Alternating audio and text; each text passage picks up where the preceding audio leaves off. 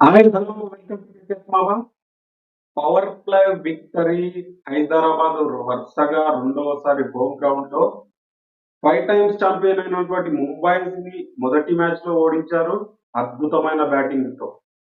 ఇక్కడ కాస్త slow pitch ఉంది, స్లో సర్ఫేస్ మీద మరొక్కసారి 5 టైమ్స్ ఛాంపియన్ అయినటువంటి చెన్నై సూపర్ కింగ్స్ ని బోల్తా కొట్టించారు మంచి కట్టర్స్ తో.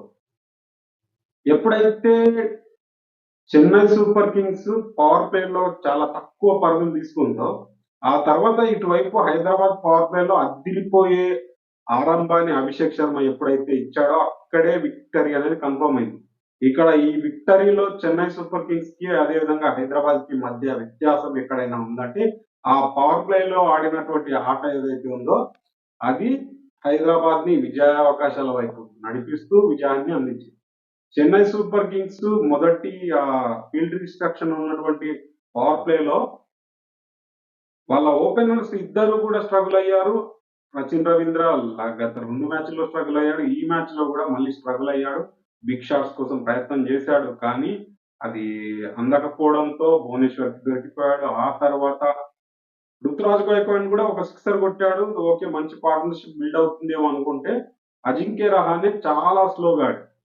లాస్ట్ ఇయర్ 160 స్ట్రైక్ రేట్ తో వాళ్ళు ఏదైతే చెన్నై సూపర్ కింగ్స్ విజయం సాధించారో వాళ్ళ ట్రోఫీని, ఆ విజయం సాధించడంలో అజింక్య రహానే ఆడిన ఇన్నింగ్స్ అనేది చాలా ఇంపార్టెంట్ గా రోల్ పాటించాయి. అదేవిధంగా కీలకంగా తన ఇన్నింగ్స్ అనేటివి ఉండేవి.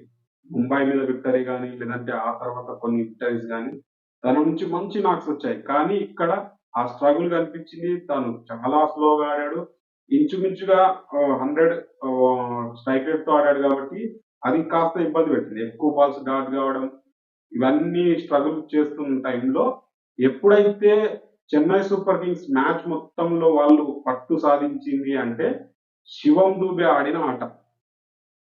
మిగతా బ్యాటర్స్ అందరూ స్ట్రగుల్ అవుతున్నటువంటి పిచ్ మీద శివం దూబే ఆడిన ఆట తీరు ఒకానొక సమయంలో ఓకే, 180, 200 ఈజీగా పోతుంది. ఇలాగే శివం దూబే కంటిన్యూ చేస్తే అనిపించింది. రావడంతోనే బౌలర్స్ ని, స్పిన్నర్స్ ని ఎదుర్కొన్నాడు. ధనాధన్ కొట్టేస్తా ఉన్నాడు. అవి ఎప్పుడైతే షాబాజ్ అహ్మద్ బౌలింగ్ కి వచ్చాడో రాగానే వికెట్ తీశాడు. వికెట్ తీయగానే శివం దుబే ఎప్పుడైతే వచ్చాడో రాగానే సిక్సర్ 4 కొట్టేశాడు. ఆ తర్వాత మార్కండే బౌలింగ్ లో సిక్సర్స్ కొట్టాడు. ఓకే, అప్పటికే అర్థమైపోయింది స్పిన్నర్స్ ని మనోడు ఉన్నప్పుడు వేయించొద్దని చెప్పేసి. ఇక్కడ ప్యాట్ కమిన్స్ యొక్క కెప్టెన్సీని కూడా ఈ మ్యాచ్ లో ఖచ్చితంగా మెచ్చుకుని తీరాలి. ఎందుకంటే ఫీల్డింగ్ సెట్టింగ్స్ కానీ, అదేవిధంగా మ్యాచ్ లో బౌలర్స్ ని వాడుతున్న విధానం కానీ, బౌలర్స్ ని ఏ సమయంలో ఎలాంటి బ్యాట్స్‌మన్ కి ఎలా వాడాలని చెప్పేసి తను వాడుతున్నది స్పిన్నర్స్ ని కొడుతున్నప్పుడు, మళ్ళీ పేసర్స్‌ని తీసుకొచ్చి శివం దుబే మీద ప్రయోగించడం, అదేవిధంగా కట్టర్స్‌తో తనే శివం దుబేని ఔట్ చేయడం అనేది ప్యాట్ కమిన్స్ యొక్క కెప్టెన్సీని నిజంగా మెచ్చుకొని తీరాలి. ఈ గత 2 మ్యాచ్‌ల్లో హోమ్ కండిషన్స్‌లో టాప్ టీమ్స్ ని కొట్టడానికి ఇక్కడ ప్యాట్ కమిన్స్ యొక్క కెప్టెన్సీ ముఖ్యంగా ఉపయోగపడిందని చెప్పొచ్చు. ఆ తర్వాత ఎప్పుడైతే 166 టార్గెట్ పెట్టారో ఆ టార్గెట్ లో మిగతా బ్యాట్స్ అంతా స్ట్రగుల్ అవుతూ వచ్చారు. జడేజా కూడా కాస్త స్ట్రగుల్ అవుతూ వచ్చాడు.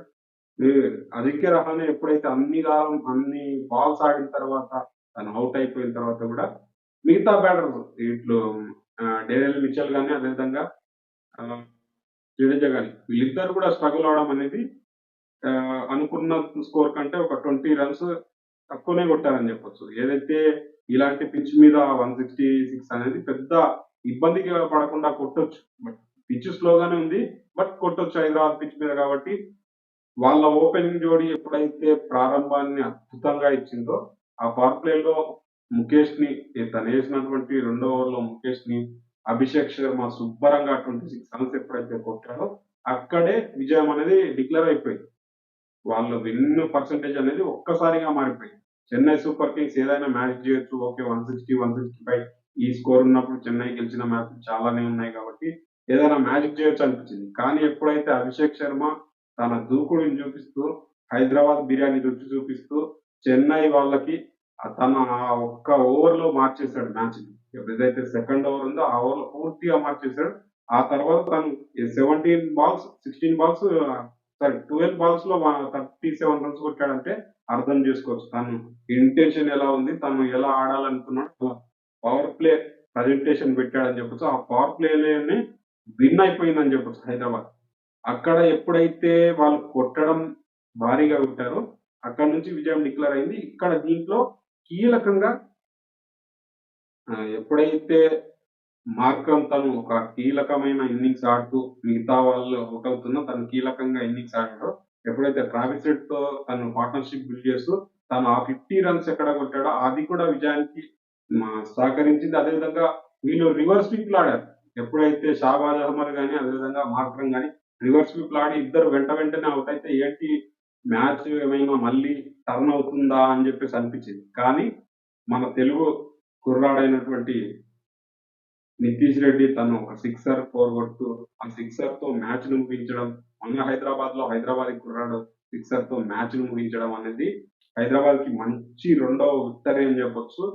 హోమ్ కండిషన్స్‌ని వాడుకుంటూ విక్టరీలు సాధించొచ్చు అని హైదరాబాద్ మరొక్కసారి రెండవ విక్టరీతో వాళ్ళ లైనప్ అయితే చూయించుకుంది.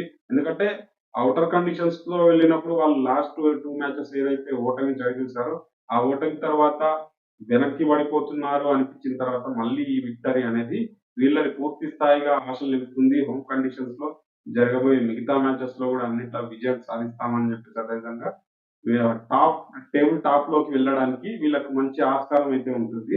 బట్ చెన్నై సూపర్ కింగ్స్ వాళ్ళు ఆడిన 2 హోమ్ కండిషన్స్ లో 2 మ్యాచెస్ విజయం సాధించారు. హోమ్ కండిషన్స్ దాటి ఎప్పుడైతే ప్రత్యర్థి జట్ల యొక్క వేదికలకు వచ్చారో ఆ 2 మ్యాచ్‌ల్లో కూడా ఓడిపోవడం అనేది చెన్నై సూపర్ కింగ్స్‌ని కాస్త ఇబ్బంది పెడుతుంది. అదేవిధంగా అది ఒత్తిడిని కూడా పెంచుతుంది. ముఖ్యంగా రుతురాజ్ గైక్వాడ్ కెప్టెన్సీ మీద కూడా తనని కాస్త ఇబ్బంది పెడుతుంది. ఎందుకంటే చెన్నై కండిషన్స్‌లో ఆ క్రౌడ్, ఆ పిచ్ మీద వాళ్ళకున్నటువంటి అవగాహన దాంతో విజయాలు సాధిస్తూ వచ్చారు. కానీ ఎప్పుడైతే విశాఖపట్నంలో ఢిల్లీ మీద, హైదరాబాద్‌లో ఇక్కడ హైదరాబాద్ సన్ రైజర్స్ మీద 2 మ్యాచెస్‌లు కూడా వీళ్ళు డిఫీట్ అయితే పొందడం వల్ల వీళ్ళకి కాస్త ఆ ఒత్తిడి అనేది రుతురాజ్ గైక్వాడ్ మీద ఉంటుంది. ఎందుకంటే మనం ఆల్రెడీ హైదరాబాద్‌లో క్రౌడ్ చూస్తే అది చెన్నైలో జరుగుతుంది ఆ మ్యాచ్ అన్నట్టుగా ఉంది. టాస్ సమయంలో ఎప్పుడైతే రుతురాజ్ గారు టాస్ వేసిన తర్వాత తను ఏం మాట్లాడుతున్నాడో అర్థం గాక మళ్ళీ కామెంటేటర్‌ని అడిగేయాల్సిన అంత క్రౌడ్ చెన్నై సూపర్ కింగ్స్‌కి సపోర్ట్ చేశారు. కానీ ఆ హోమ్ కండిషన్స్ అనేటివి ఎంత సపోర్ట్ ఉన్నా హోమ్ కండిషన్స్ అనేటివి కాస్త హైదరాబాద్‌కి ఫేవర్‌గా ఉన్నాయి. ఆ ఫేవరిజంలోనే హైదరాబాద్ వాళ్ళ అద్భుతమైన కెప్టెన్సీ కమిన్స్ అదేవిధంగా అభిషేక్ శర్మ అద్భుతమైన పవర్ ప్లే హిట్టింగ్ వీళ్ళ పవర్ ప్లేలో వీళ్ళ బౌలర్స్ ముఖ్యంగా భువనేశ్వర్ కుమార్ కూడా ఆ పవర్ ప్లేలో వేసినటువంటి 3 ఓవర్స్ అనేటివి చెన్నై సూపర్ కింగ్స్ ని చాలా ఇబ్బంది పెట్టాయి. మిగతా బ్యాటర్స్ ఎవరైనా ఉంటే బలంగా కొట్టేవారు కానీ ఆ పవర్ ప్లే హిట్టింగ్ చేయకుండా భువనేశ్వర్ కుమార్ కూడా అద్భుతమైన రీతిలో బౌలింగ్ చేయడం, రచీన్ రవీంద్రాన్ని త్వరగా అవుట్ చేయడం అనేది ఇక్కడ హైదరాబాద్ కలిసి వచ్చింది. అదే సమయంలో ఇటువైపు వీళ్ళ పవర్ ప్లేలో వాళ్ళు ఏదైతే స్కోర్ కొట్టారో దానికి డబుల్ స్కోర్ ని వీళ్ళు పవర్ ప్లేలో తీసుకొచ్చి పెట్టడం అనేది హైదరాబాద్ విక్టరీని కన్ఫర్మ్ చేసింది. మరి రెండో విక్టరీ తర్వాత హైదరాబాద్ ఎలా దూసుకుపోతుందో చూడాలి. అదేవిధంగా రెండో డిఫీట్ తర్వాత చెన్నై సూపర్ కింగ్స్ మరి మళ్ళీ విజయాల బాట పడుతుందా లేదా? ఈ వీడియో గురించి మీరేమనుకుంటున్నారో లైక్ చేయండి, కామెంట్ చేయండి, షేర్ చేయండి.